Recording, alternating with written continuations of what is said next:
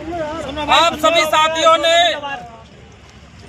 आज हमारी हड़ताल का 33वां दिन है और आपने जो संघर्ष किया, जो एकता दिखाई, जो साथ दिया, वास्तव में काबिल तारीफ है। भाइयों, इस हड़ताल के दौरान हमारे साथियों ने अनेक कष्ट झेले और आज 33वें दिन तक अपनी लड़ाई लड़ी। इस बीच हमारी अनेकों मीटिंग हुई और हाउस के अंदर एक कमेटी की घोषणा हुई। उस कमेटी पर हमारी 3 मीटिंग हुई और तीसरी मीटिंग आज हुई। उस मीटिंग में तमाम नेता और हमारे 2 उच्च अधिकारी और दोनों यूनियन के पदाधिकारी तीनों मीटिंगों में रहे और आज मीटिंग में सहमति बनी कि जो हमारी 27,000 सैलरी है उस पर कमिश्नर साहब के द्वारा मुख्यमंत्री महोदया जी को 7 दिन के अंदर पत्र लिखा जाएगा और उन्होंने अधिकतम 1 महीने का समय दिया है। साथियों, यह लिखित में पत्र हमारे पास है।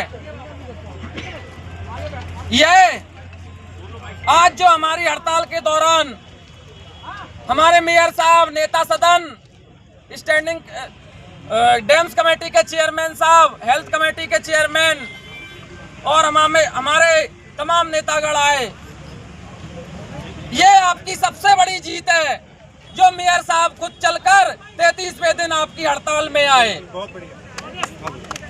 साथियों, इस बात को कम मत समझना और जो निर्णय लिया है, जिस समय निर्णय लिया है, बहुत सही निर्णय लिया है, इसमें कोई दो राय नहीं है। किसी भी साथी के मन में कोई बात नहीं आनी चाहिए।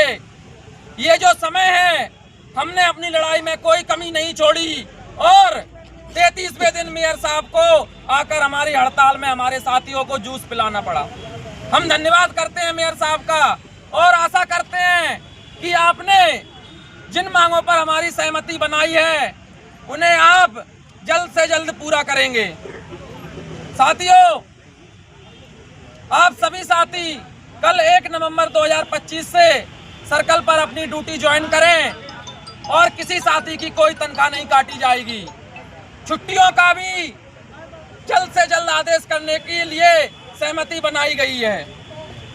तो साथियों, मैं आपको पुनः धन्यवाद करता हूं, दिल्ली पुलिस का भी धन्यवाद करता हूं, उन्होंने हमें काफी कोऑपरेट किया और आज पूरे 6 घंटे हमारे साथ मीटिंग में रहे। बहुत बहुत धन्यवाद। जिंदाबाद, जिंदाबाद, एमटीएस एकता जिंदाबाद।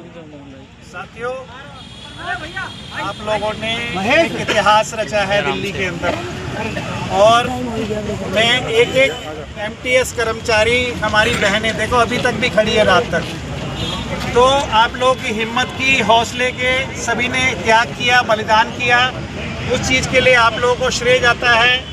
और दिल्ली के अंदर आप लोगों ने इतिहास रचा है। सीआईटीयू दिल्ली राज्य कमेटी लगातार आपका सहयोग करती रही और आगे भी निरंतर इस प्रकार का सहयोग रहेगा। मैं केवल जो सवाल आज यहाँ पर आए थे, मैं केवल उनके संबंध में ये कहना चाहता हूँ कि हमने 9 साल पहले यूनियन का गठन किया था।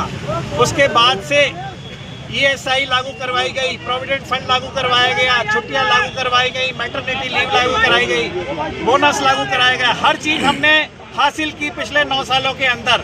और सबसे बड़ी चीज़ MTS PH का पद हासिल किया। हमारे को DBC बोला जाता था या CFW बोला जाता था, मगर आज हम केंद्र सरकार के कर्मचारी के समान पटल पर खड़े हैं और उसी आधार पर हम मांग कर पाए कि हमारे को 27,000 रुपये ग्रेड पे और वेरिएबल DA दिया जाए। तो ये और जो लिखित में लिया है, ये आप लोगों की एकता और आंदोलन का ही निष्कर्ष है, उसी का नतीजा है कि ये चीज़ लिखित में आई है। आज से 20 दिन पहले, 25 दिन पहले अधिकारी लिख करके देने के लिए तैयार नहीं थे, मगर आज 41 करोड़ रुपए आपके ऊपर वेतनमान में खर्च किया जाएगा, ये लिख करके दिया है। तो ये बहुत बड़ी बात है। और किसी भी भाई का कोई सवाल हो, हम लोग कुछ दिनों में यूनियन से चर्चा करके आपस में BTR भवन में मीटिंग बुलाएंगे। गोविंद भी हमारा भाई है, सारे लोग हमारे भाई हैं। आराम से बैठ करके ठंडे दिमाग से बात की जाएगी और आप सभी से निवेदन है धैर्य पूर्वक अपने अपने काम पे कल से लौटें। शुक्रिया साथियों। इंकलाब जिंदाबाद, इंकलाब जिंदाबाद। जो हमारे भाई अभी मैंने सुना कि आदेश की बात में थे, आदेश को लागू होने में भी समय लगता है। और जैसा कि हमारे परवेश भाई नेताजी ने लिख के दिया है, वो भी प्रोसीजर वही फॉलो होता जो प्रोसीजर अब फॉलो होगा। इसलिए धैर्य बनाए रखें। आपकी यूनियन पीछे नहीं हटी है। आपकी मांगों को मनवाने के बाद धरने को खत्म किया गया है। आप सब धैर्य बनाए रखें। जल्द ही इन सब चीज़ों के आदेश भी आप सबके समक्ष रखे जाएंगे। धन्यवाद। भाई हम भी यूनियन के साथ हैं। सारे साथ हैं भाई। कोई बात ना है, समझने की कोशिश करो।